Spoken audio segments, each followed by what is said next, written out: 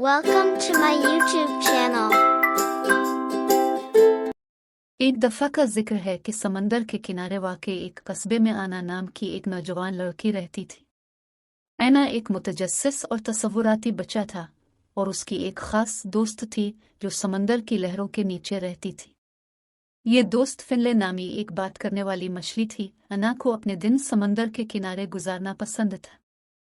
वो अक्सर साहिल समंदर का दौरा करती, समुद्री गोले जमा करती और लहरों को साहिल से टकराती हुई देखती। इससे कम ही मालूम था कि उसकी जिंदगी एक गैर मामूली मोड़ लेने वाली है। एक धूप वाली दोपहर, जब अन्ना साहिल समंदर पर खजानों के लिए कंघी कर रही थी, तो वो रेत में आधे दबे एक चमकते हुए जादुई समंदरी खौल से ठोकर खा गई। जब इसने इसे उठाया तो समंदर का शेल चमकने लगा और अंदर से एक नर्म आवाज उभरी। आवाज एक दोस्ताना और बातूनी मछली फिनले की थी। उसने वजाहत की कि वो करीबी मरजान की चट्टान में रहता था और जादुई सीशल में ये ताकत थी कि वो उन्हें बातचीत करने दे सके। ऐना और फिनले जल्द ही बेहतरीन दोस्त बन गए। जादुई सीशल का इस्तेमाल करते हुए ऐना समंदर में गोता लगाएगी और फिनली के साथ बतौर रहनुमा इसने पानी के अंदर की शानदार दुनिया की तलाश की। वो रंग बिरंगी मछलियों के स्कूलों के दरमियान तैराकी करते, चंचल डॉल्फिन के साथ रक्स करते और यहाँ तक कि अक्लमंद पुराने कछुओं के साथ चाय की पार्टियां भी करते। एक दिन ऐना और फिनले ने समंदर की सतह के नीचे एक छुपे हुए जहाज के मलबे से ठोकर खाए।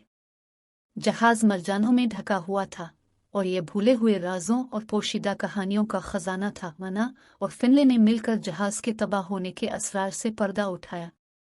उन्हें पुराने नक्शे मिले जो छुपे हुए खजानों की तरफ ले गए और उन्होंने उन बहादुर मल्लाहों के बारे में सीखा जो कभी समंदरों पर सफर करते थे। समंदर के कल्ब में ऐना और फिनले ने मरजान के बाग में एक जादुई कंसर्ट में शिरकत की। वो गाने वाली समंदरी मखलूकात से घिरे हुए थे, जिनमें मौसीकी के समंदरी घोड़े और ताल बजाने वाले केकड़े शामिल थे। एक दिन ऐना और फिनले ने मछली पकड़ने के जाल में फंसे हुए एक खोए हुए समंदरी घोड़े को देखा। उन्होंने बेबस मखलूक को बचाने और इसे आज़ाद करने के लिए मिलकर काम किया, एहसान की अहमियत सिखाते हुए और समुद्री जिंदगी की हिफाजत की। ऐना और फिनले अपने दोस्तों के साथ पानी के अंदर चाय की पार्टियों की मेज़बानी करना पसंद करते थे।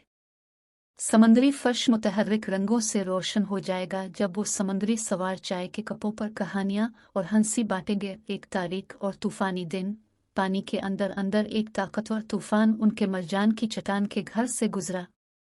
ऐना और फिनले को हंगामा खेज पानियों का सामना करना पड़ा और अपने दोस्तों की हिफाजत करनी पड़ी। तूफान के थमने के बाद ऐना और फिनली को साहिल पर धोई हुई बोतल में एक पैगाम मिला।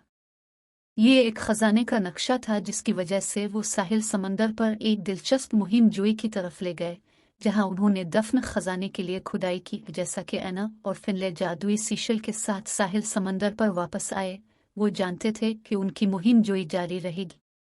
उन्होंने समंदर की हिफाजत और दुनिया के साथ इसके अजायबात बांटने का वादा किया। Like, share and subscribe Animation Cartoons.